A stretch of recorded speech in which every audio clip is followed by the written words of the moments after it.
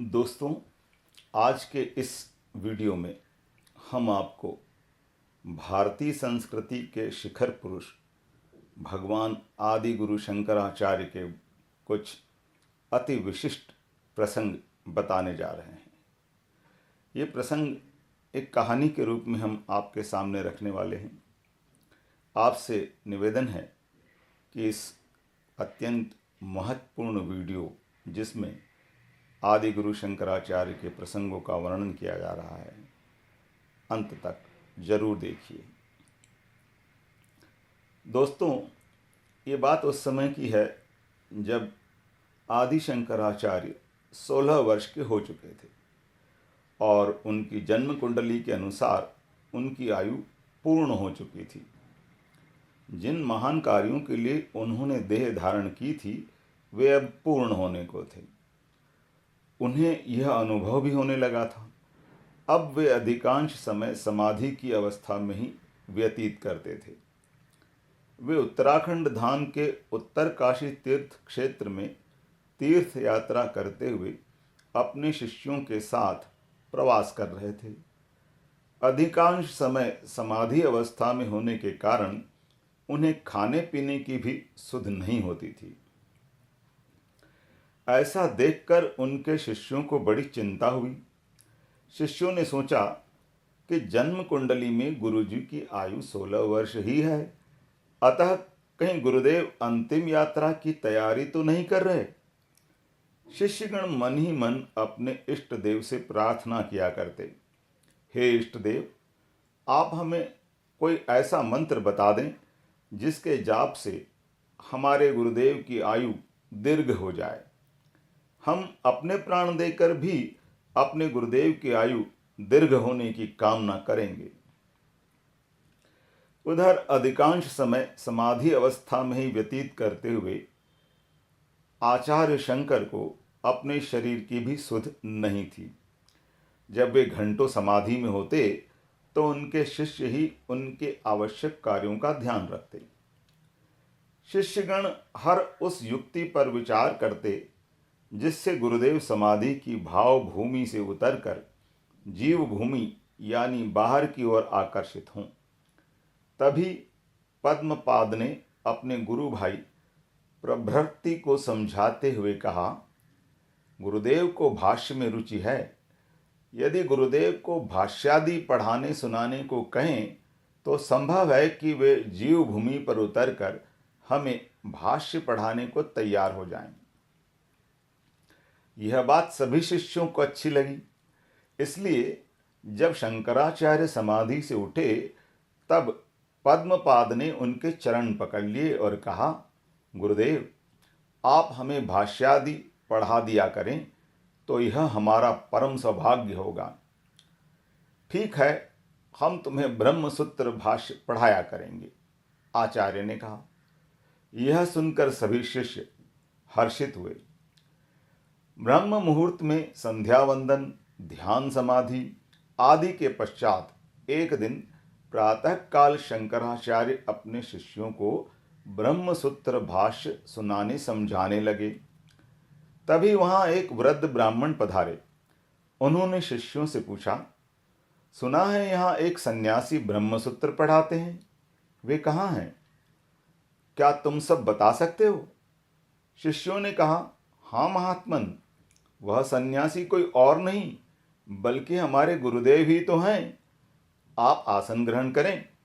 देखिए, जितने समस्त शास्त्र कंठस्थ हैं वे पूज्य गुरुदेव हमारे बीच पधार रहे हैं।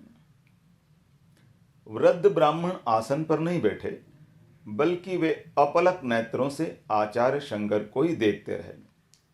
जब आचार्य शंकर ने उनके निकट आकर उन्हें प्रणाम किया तब वे वृद्ध ब्राह्मण बोले, ये लोग तुम्हें वेद व्यास रचित ब्रह्मसूत्र का भाष्यकार बता रहे हैं, क्या ये सत्य है? यदि हाँ तो क्या तुम ब्रह्मसूत्र के तृतीय अध्याय के प्रथम पाद के प्रथम सूत्र का तात्पर्य बता सकते हो?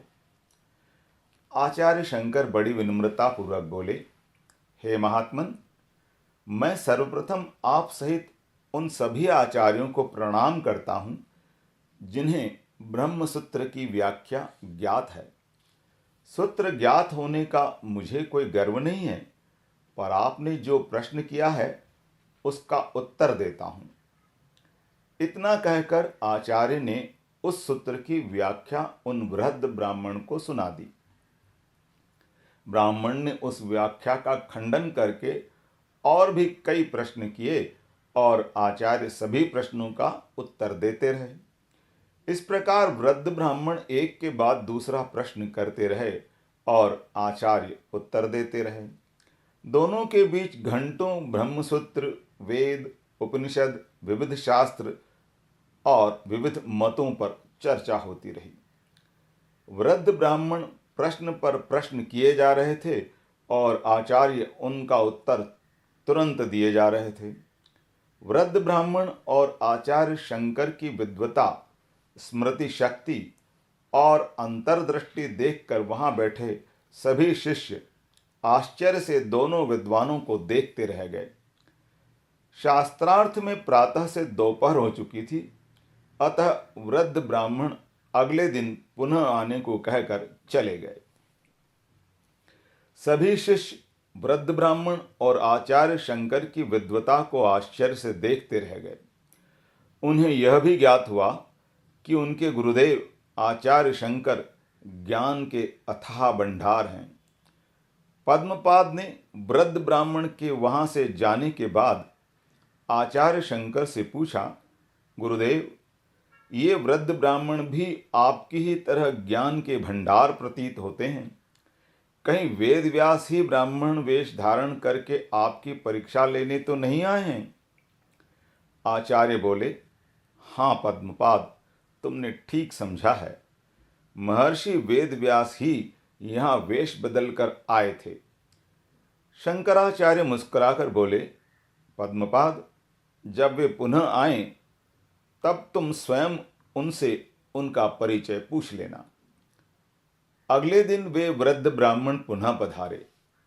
आचार्य शंकर ने उनकी चरण वंदना करके उन्हें उपयुक्त आसन पर बिठाया और बोले, महात्मन, हम सबका यह विचार है कि आप वेद व्यास कृष्ण द्वैपायन हैं।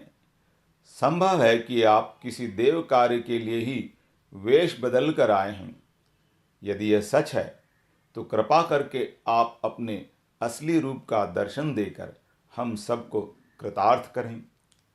वृद्ध ब्राह्मण बोले, तुम्हारा अनुमान सत्य है शंकर। इतना कहकर उन्होंने अपने असली रूप को प्रकट किया और आचार्य शंकर के सिर पर प्यार से हाथ फेरते हुए कहा, मैं ही वेद व्यास हूँ। आचार्य शंकर हर्ष से भर उठे।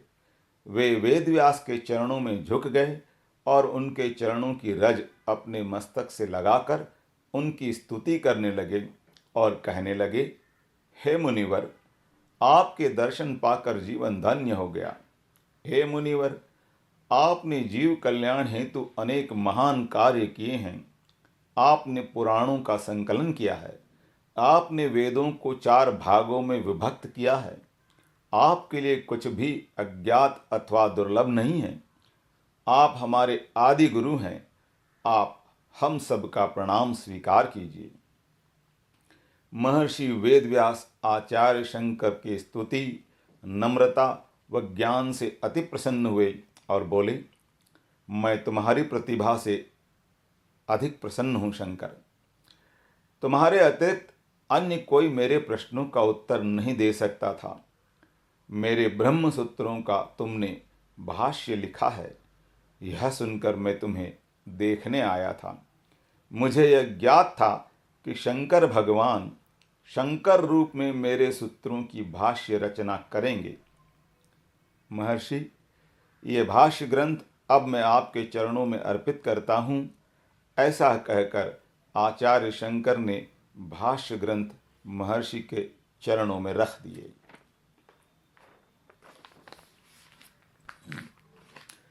भाष्य ग्रंथों को देखकर महर्षि वेदव्यास प्रसन्न हुए और बोले, शंकर, सूत्रों में निहित मेरे मनोभावों को भाष्य में तुमने जिस प्रकार प्रकट किया है, वह अद्वितीय है, अनुपम है।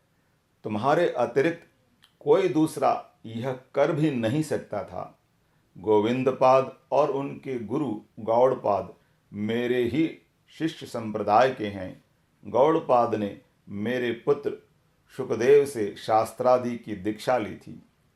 महर्षि आगे बोले, वत्स शंकर, अब श्रुति व स्मृति की भाष्य रचना करने की जिम्मेदारी भी तुम्हारे ही ऊपर है।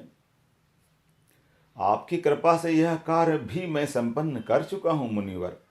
ऐसा कहकर आचार्य शंकर ने उनके भाष्यों को भी वेदव्यास के चरण कमलों में रख दिया। उन भाष्यों को देखकर वेदव्यास गदगद हो गए और बोले, तुमने यह कार्य जिस असाधारण ढंग से पूर्ण किया है वह सचमुच असाधारण है, अतुलनीय है, अद्वितीय है।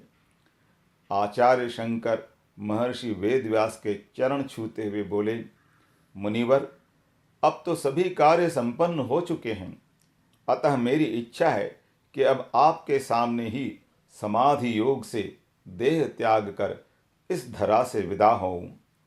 अब मुझे इसकी आज्ञा दीजिए मुनिवर। आचार्य शंकर की बातें सुनकर महर्षि वेदव्यास ध्यान में लीन हो गए। तत्पश्चात आंखें खोलते हुए बोले, अभी तुम्हारे जाने का समय नहीं हुआ है शंकर। अभी तो तुम्हें वैदिक धर्म के लिए कई और कार्य भी करने हैं। अभी तुम्हें भारत के प्रसिद्ध पंडितों को शास्त्रार्थ में परास्त कर उन्हें अपना अनुयायी बनाकर वैदिक धर्म के महान कार्यों में स्वयं को पूर्ण रूपेण लगाना है। ऐसा कहकर महर्षि वेदव्यास ने शंकराचार्य के सिर पर हाथ रख दिया और आशीर्वाद देते हुए कहा, वत्स शंकर, तुम्हारी आयु 16 वर्ष और बढ़ गई है। तुम 32 वर्ष की आयु तक वैदिक धर्म के महान कार्य को करते रहोगे। तुम विभिन्न मतों के पाखंडों की पोल खोलकर वास्तविक अध्यात्म की प्रतिष्ठा कराओगे और तत्पश्चात तुम अपने स्वरूप में लीन हो जाओगे। यह कहकर महर्षि वेदव्यास अदृश्य हो गए। पास में बैठे पद्मपाद और अन्य शिष्य यह जानकर हर्षित हो उठे कि उनके गुरु की आयु 16 वर्ष और बढ़ गई है। तत्पश्चात आचार्य शंकर महर्षि वेदव्यास की इच्छा को भगवत इच्छा मानकर वैदिक धर्म की ध्वज पताका चहुं ओर फैलाने को आगे चल पड़े और जीवन पर्यंत भगवत इच्छा के अनुपालन में लगे रहे।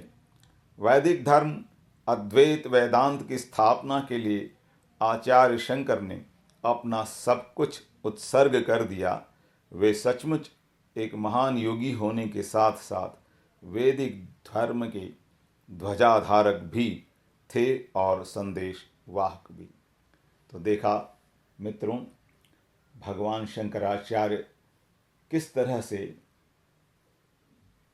महर्षि वेदव्यास से मिले, महर्षि वेदव्यास ने उन्हें क्या आज्ञा दी और किस तरह उनकी आयु बढ़ाई, और उस बढ़ी हुई आयु में आचार्य शंकर ने वैदिक धर्म के महान कार्यों को किस तरह सफलतापूर्वक पूर्ण किया। तो ये थी भगवान शंकराचार्य के जीवन की एक अप्रतिम, अतुलनीय, अद्वितीय कहानी। उम्मीद है आपको यह कहानी अच्छी लगी होगी। ऐसे ही अन्य रोचक और धार्मिक, सांस्कृतिक और सनातन कहानियों के लिए आप हमारे चैनल से जुड़िए, हमारे चैनल को सब्सक्राइब कीजिए और बेल आइकन ऑल पर अवश्य प्रेस करें। यदि आपको यह वीडियो अच्छा लगा हो तो इसे अपने दोस्तों के साथ और परिवार के साथ शेयर कीजिए, लाइक कीजिए और अपने विचार कमेंट्स के माध्यम से हमें अवश्य भेजिए। धन्यवाद।